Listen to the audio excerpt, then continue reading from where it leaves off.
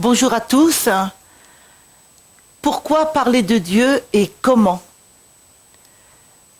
Tout d'abord, parler de Dieu, pour en parler, il faut déjà l'avoir rencontré.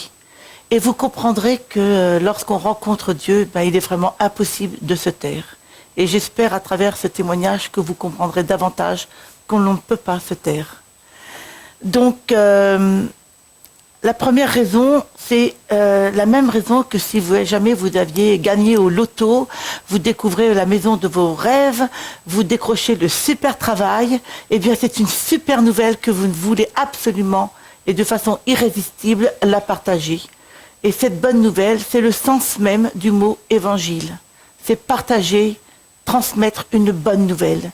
Et j'espère que chacun dans votre cœur, dans ce parcours alpha, vous allez rencontrer cette bonne nouvelle. Alors, de quelle bonne nouvelle s'agit-il? J'aime particulièrement, dès le début, faire remarquer en tout cas que Dieu, qui est le Créateur, il est sans limite, il a tout pouvoir, Créateur de l'univers, il est infiniment grand, et il n'a pas non plus le temps en limite. Eh bien, il a tenu vraiment à venir parmi nous et avoir trouvé le moyen, à travers Jésus, de transmettre lui-même en personne son message, sa bonne nouvelle. Et c'est montrer à quel point il est motivé pour s'enfermer dans un corps, être limité. Eh bien non, il a préféré être limité, s'enfermer dans un corps pour pouvoir dire de lui-même son véritable message et qu'on ne se trompe pas sur lui. Et quel est ce message qu'il veut lui-même transmettre à travers le Christ, car c'est Dieu lui-même qui s'est fait homme, c'est déjà de regarder la vie du Christ, qu'est-ce qu'il a fait. Et puisque vous voyez ce que le Christ a fait, il n'a fait que guérir, pardonner, aimer le pécheur, sauver le pécheur, lui donner la vie. Voilà le vrai message. Rien n'arrête Dieu dans son amour pour vous, pour chacun de nous. Et c'est ça, rencontrer Dieu, rencontrer cet amour infini. Donc, il pardonne, si vous voyez Jésus, il pardonne toutes sortes de fautes. Et il aime sans limite, gratuitement. Voilà. Et donc, il a même choisi de prendre la place du pécheur pour pouvoir, nous, à notre tour, se justifier que, a porté nos fautes, donc nous sommes propres grâce à lui. Voilà, donc Dieu veut nous guérir, nous libérer de toutes nos prisons intérieures, et elles sont très nombreuses et parfois inconscientes. Donc, demandez et vous aurez. Dieu vous nous exauce toujours, mais sommes-nous prêts, nous, à le recevoir? Alors, je vais vous dire juste un petit témoignage personnel. C'est dans ma vie à moi a fait que ma mère était, sans me rendre compte, mon Dieu. Voilà, ça s'est fait comme ça. J'aimais tellement ma mère que je me suis mis à son service et tout était pour elle. Donc presque que je n'existais pas. Et son bonheur était le mien et je vivais à travers elle. Donc si Dieu existait, comment voulez-vous que je ne le trouve si j'en avais déjà un, qui était ma mère sans le savoir? Donc je voulais à tout prix rencontrer Dieu pour savoir s'il existe ou pas. Et donc je me suis mise à le chercher avec une force assez incroyable. Comprenez que je voulais répondre à une seule question qui était apparue quand j'avais 18 ans. C'était que je cherchais s'il y avait une justice dans ce monde, et j'en avais trouvé une, c'est que toute personne qui va mourir toute personne qui va naître va forcément mourir. Et ça, c'était pour tout le monde pareil. Donc là, je trouvais que c'était la vraie justice.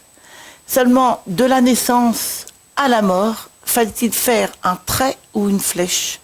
Et donc, je voulais savoir que s'il y avait une flèche, il y avait donc un sens à la vie, un sens particulier, et je voulais connaître le sens à la vie s'il existait. Donc, comme il s'était passé des événements du type que je ne suis pas du tout contemplative, mais la nature m'avait montré des petites choses en lien avec l'homme, et que je trouvais ça très beau. Et je me suis demandé si la nature, finalement, n'était pas remplie de messages pour l'homme. Et j'en avais trouvé. Donc je me suis dit, si Dieu Et le Créateur est responsable de cette nature, il a certainement des messages à nous donner, et s'il existe, il faut absolument que je le rencontre. Voilà.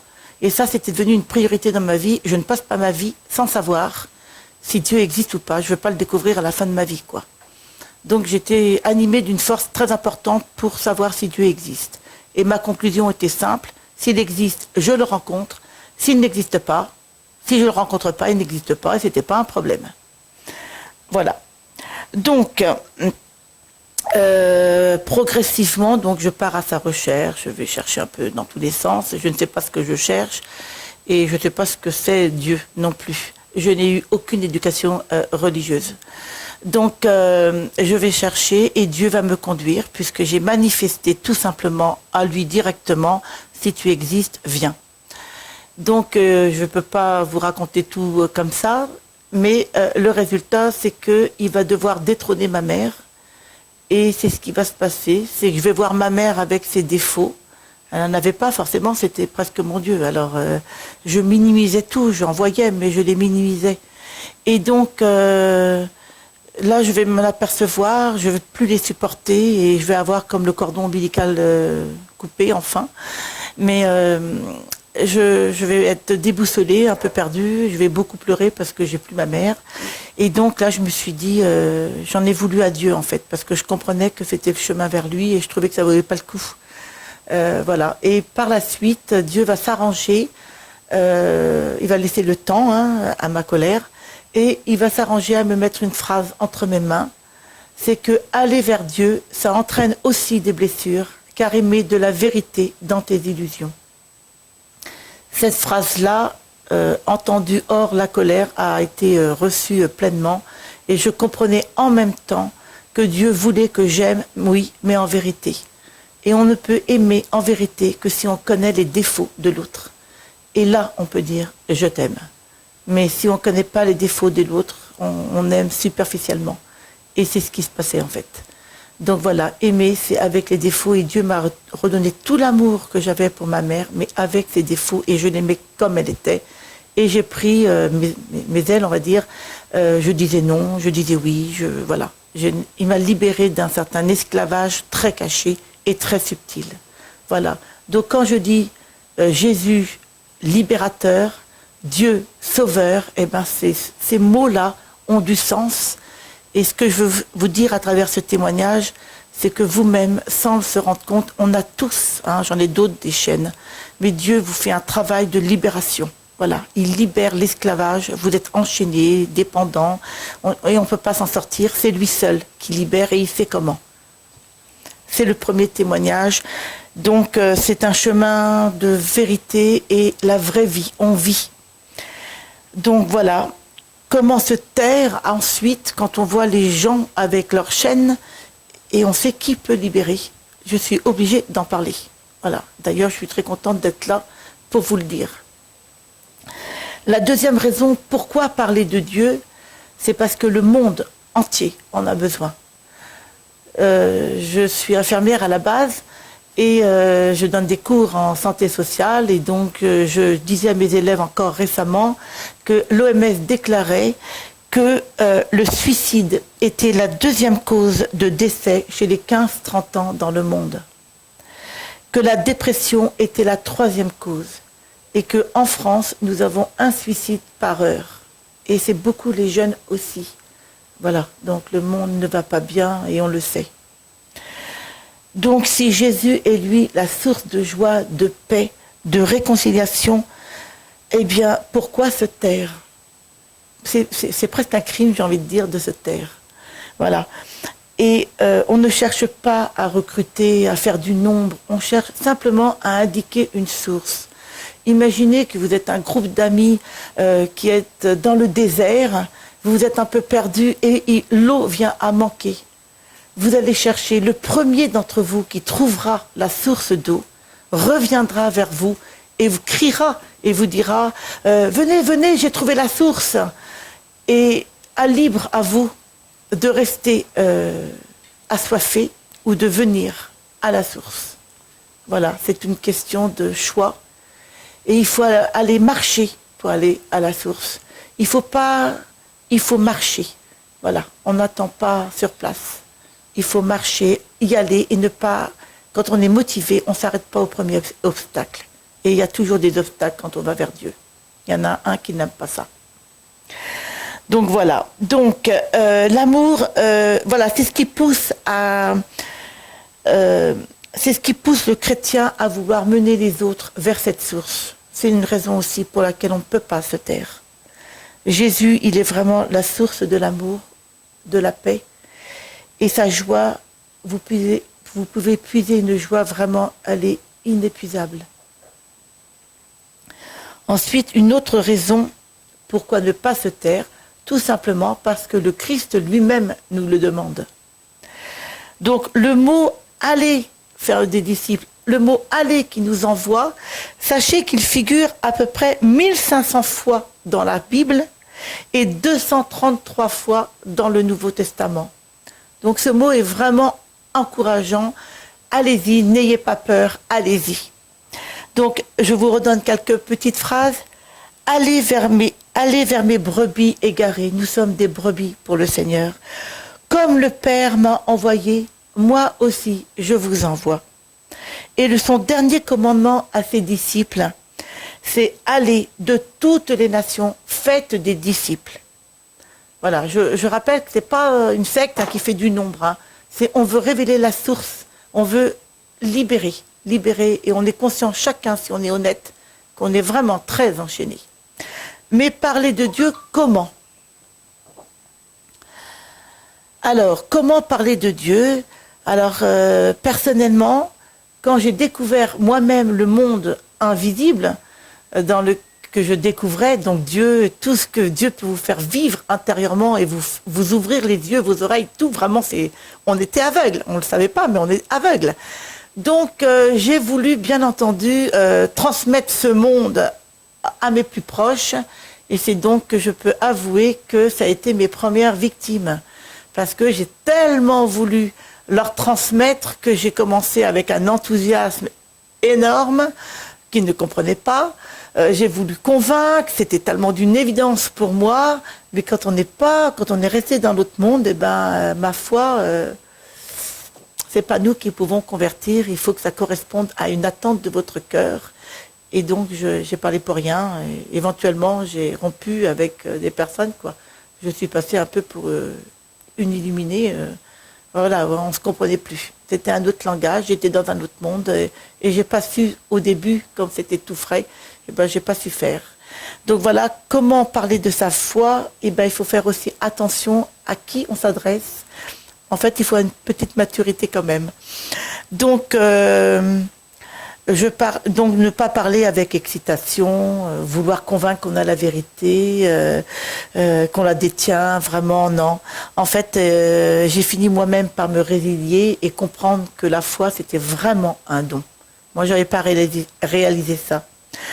Voilà, donc, si j'avais eu le recul, j'aurais pu voir que Dieu m'avait préparé à le recevoir. Et il a fallu qu'il déblaye un peu le terrain.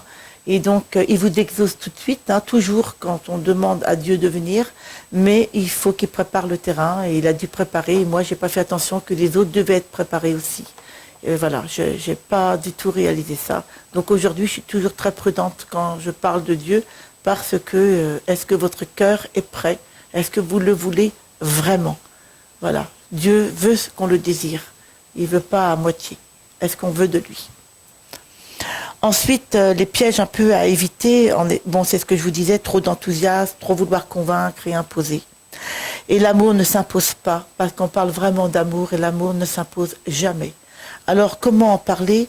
Eh bien, Jésus lui-même va nous dire comment en parler.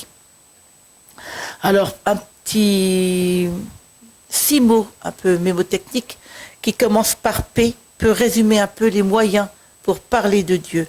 Alors, vous avez un petit livret qui peut vous être donné. Ces petits mots, vous pouvez les retrouver, mais moi, je ne les ai pas mis dans l'ordre.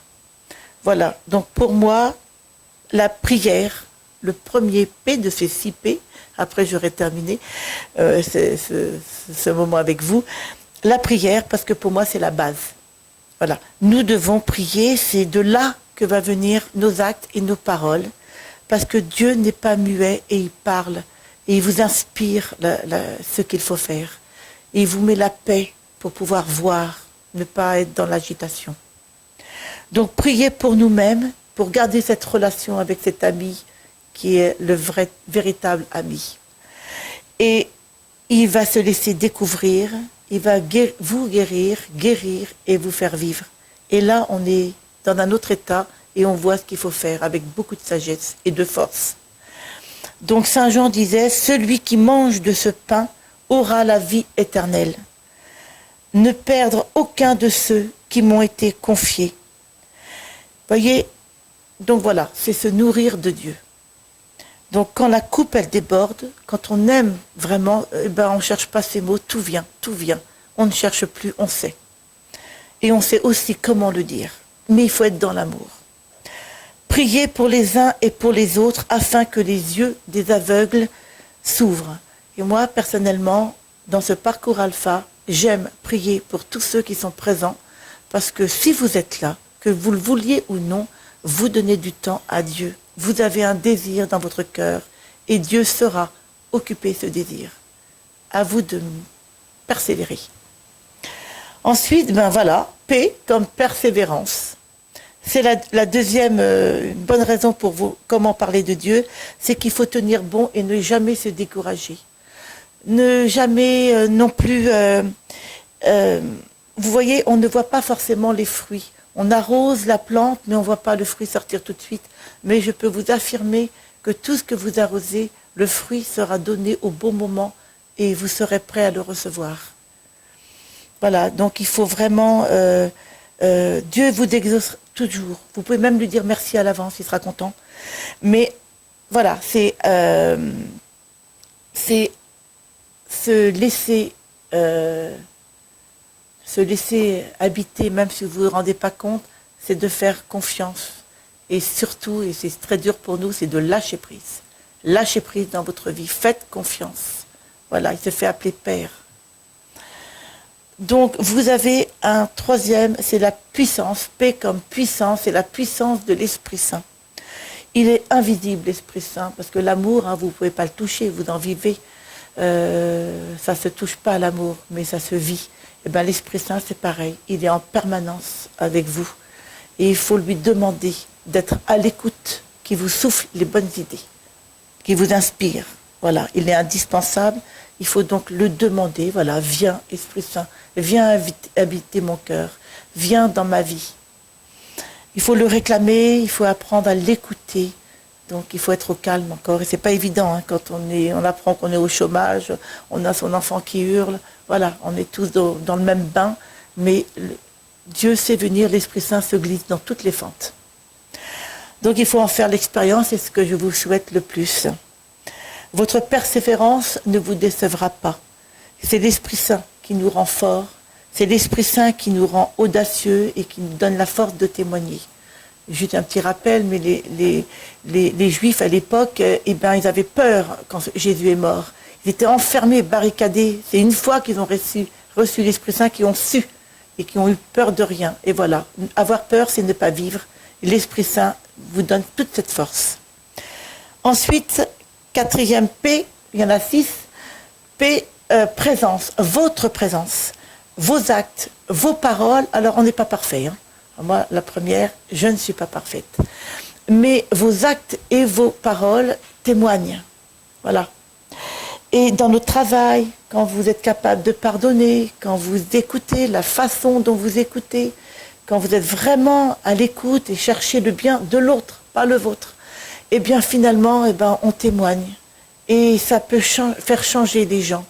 Le témoignage, Mère Teresa, d'autres personnes, eh bien, ils interrogent de cette bonté, de cette joie. La joie est vraiment le signe du chrétien. Alors c'est sûr, si on voit des chrétiens très tristes, on n'a pas envie d'y aller. Et le chrétien très triste, il peut se poser des questions. Où est la joie de ton Dieu? Voilà, quand on n'a plus la joie, il faut redemander à Dieu, reviens, il y a un truc qui ne va pas. Voilà. Cinquième, c'est persuader. P comme persuader de l'amour du Christ sur chacun de vous. Alors, bien sûr, persuader, c'est pas imposer, c'est pas faire de pression. Alors, l'apôtre Paul, eh bien, lui, il persuadait, lui qui a tué tous ceux qui étaient témoins du Christ, il s'est mis à vouloir persuader. Mais comment il a persuadé? Il disait tout simplement ce que le Christ a fait de lui. Comment il a été retourné dans sa vie. Il a témoigné de ce qui s'est passé dans sa vie. Voilà, il ne cherche pas par rapport à vous, mais il a témoigné avec persuasion et force et pression indirectement. Et voilà ce qui s'est passé dans sa vie. Venez, n'ayez pas peur, vous aurez la même chose. Voilà. Donc, il a parlé avec beaucoup de conviction, beaucoup de cœur, mais jamais de pression. Et il racontait ce que le Christ a souffert, ce qu'il a été capable de souffrir pour pas que nous souffrons. Voilà, il révélait ce message, ce que Jésus a fait. Les apôtres aussi témoignaient, et eux, avec persévérance, mais eux, ils se contentaient de présenter Jésus et tout ce qu'il a fait. Il a toujours guéri, pardonné, le lépreux, il ne regarde pas à la faute. Jésus ne regarde pas vos fautes. Quand vous êtes parents et vos enfants, vous ne regardez pas à la faute, vous regardez le besoin de votre enfant. Et vous voulez donner. Ben, Jésus, c'est exactement ça. Dieu a ce visage-là. Voilà. Donc, il a pardonné, guéri, baptisé. Baptisé pour vivre en permanence, pour faire de notre cœur sa maison. Voilà, tout ce qui est à moi est à toi. Et je ne sais pas si on se rend compte, tout ce qui est à Dieu, Dieu, il est à nous. Voilà, tout est pour nous. Et est-ce qu'on en a bien conscience? Là, je mets un bémol. Et l'envoi de l'Esprit Saint pour vivre ce rendez-vous d'amour avec lui, eh bien, c'est dès maintenant que l'on peut le faire. Et c'est dès maintenant qu'on peut aussi aider Jésus dans sa tâche. Mais d'abord, il faut d'abord le rencontrer. Après, c'est ce qu'on a envie de faire. Ensuite, persuader de l'amour du Christ dans chacun, c'est nous-mêmes. Pour nous, c'est en témoignant de ce que l'on vit, être dans une vraie écoute de l'autre, eh bien, sans aucun jugement, eh bien, le fait de se sentir vraiment écouté, sans jugement, ça permet de disposer le cœur à Dieu. Mais dès qu'on se sent jugé, ça y est, on a mis les gros verrous. Ensuite, le cœur, si on arrive à le disposer, à l'ouvrir, eh bien, c'est la porte d'entrée de Dieu. C'est le cœur. C'est pas dans la tête du tout. C'est sa porte, c'est le cœur, c'est votre cœur. Ensuite, c'est l'Esprit Saint qui fait le reste. On ne s'en occupe pas et c'est ce que j'espère bien ce soir, c'est que votre cœur soit disposé. Tout le reste ne m'appartient pas. Ensuite, écoutons Jésus dire « Je suis doux et humble de cœur ». Ça, c'est dans Matthieu 11, 29. Si notre cœur nous accuse, Dieu est plus grand que notre cœur. Saint Jean. Là où le péché abonde, la grâce surabonde. C'est le curé d'Ars. Et on pourrait faire une liste sans fin. Donc moi, mon message là, c'est que si vous vous trouvez horrible, voleur, assassin, drogué, n'importe quoi, trompeur, adultère, n'importe quoi, un péché rouge écarlate, ne fait absolument pas peur à un Père qui peut tout. Vous avez simplement besoin d'amour. Et le 6e et dernier P, c'est proclamer la bonne nouvelle. Dire comme Jésus, viens et suis-moi. Viens et vois. Suis-moi et tu verras. Voilà, ça c'est les phrases même de Jésus. Saint Paul disait comment il était avant sa rencontre et comment il a rencontré le Christ et comment tout a changé dans sa vie. Je vais juste faire un tout petit bémol, c'est que vous voyez dans ma famille, j'ai bien sûr, sur 4 enfants, on est 2 croyants. Et donc moi j'ai un frère qui dit, je veux bien rencontrer Dieu, mais en même temps j'ai peur de rencontrer Dieu parce qu'il ne veut pas changer sa vie. Sachez que Dieu ne change pas votre vie. Il vous apportera quelque chose de plus fort qui vous permet de quitter votre vie. Mais il faut quelque chose de mieux, sinon on ne quitte pas sa vie. Voilà, Dieu est doux et humble. Il accepte votre vie, il rentrera tout doucement. Il se mettra à la cave d'abord. Et ensuite, c'est vous qui voudrez qu'il soit dans le salon. Voilà. Donc, la phrase de Jean-Paul II, n'ayez pas peur, c'est vraiment dans ce sens. N'ayez pas peur de recevoir Dieu n'ayez pas peur. Notre propre témoignage est certainement la meilleure façon d'annoncer cette bonne nouvelle. Et l'Esprit Saint fait le reste. À qui on a donné beaucoup, on demandera beaucoup. Donc voyez comme je suis contente d'être là avec vous aujourd'hui pour vous témoigner. Donc en résumé, comment parler de Dieu, de sa foi? 6 petits mots techniques. Prière, confiance dans la puissance de l'Esprit Saint qui agit, qui fait le travail, votre présence, votre persuasion en disant sans pression, en disant vraiment ce qui s'est passé pour vous, proclamer, et la persévérance, votre persévérance, ne pas vous arrêter à la moindre pierre, voire petite montagne qui se présente devant vous. Et j'aimerais juste pour conclure une petite prière ensemble. Enfin, je vais la donner, mais dans votre cœur, vous pouvez la rejoindre. Père, merci de pouvoir témoigner de toi. Merci de toutes les grâces que tu nous accordes. Merci. Père, pardonne nos ingratitudes, notre lenteur à croire à toi, en toi, à lâcher prise. Père, envoie-nous ton esprit, remplis-nous chacun, et que la coupe déborde. Père, donne-nous le goût et la persévérance de la prière, de redevenir des enfants capables de tout demander à leur Père. Père, apprends-nous aussi à te regarder, à t'aimer et à te contempler gratuitement. Amen.